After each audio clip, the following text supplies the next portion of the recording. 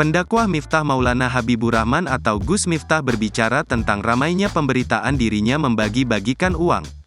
Hal itu disampaikannya saat mengisi pengajian bertajuk Ngaji Bareng Gus Miftah dan Denny Caknan di lapangan Kridosono, Blora, Jawa Tengah, Sabtu, tanggal 30 Desember tahun 2023, malam. Dalam acara yang dihadiri ribuan orang tersebut, Gus Miftah mengaku dibully karena video yang memperlihatkan dirinya membagi-bagikan uang kepada masyarakat. Ini pertemuan pertama setelah saya dibully dengan hoaks yang ada di media sosial, Gus Miftah bagi-bagi duit.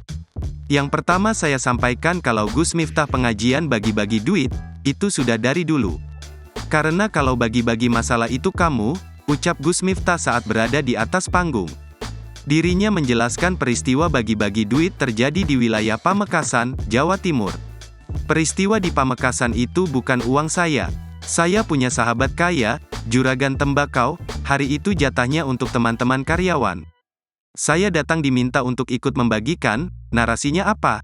Gus Miftah bagi-bagi duit, money politics, tutur dia. Kalau kemudian saya disangka money politics, saya itu kalau pengajian bagi-bagi sedekah biasa saja, dan kemarin itu bukan uang saya diisukan macam-macam, imbuh dia.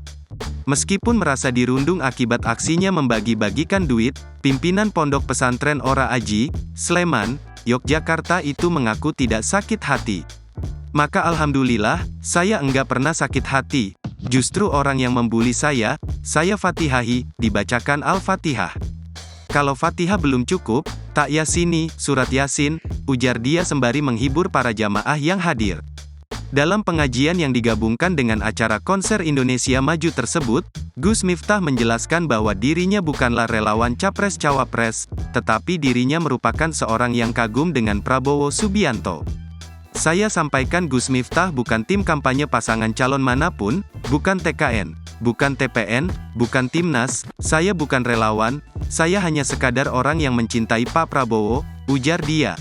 Download Tribun X sekarang, menghadirkan lokal menjadi Indonesia.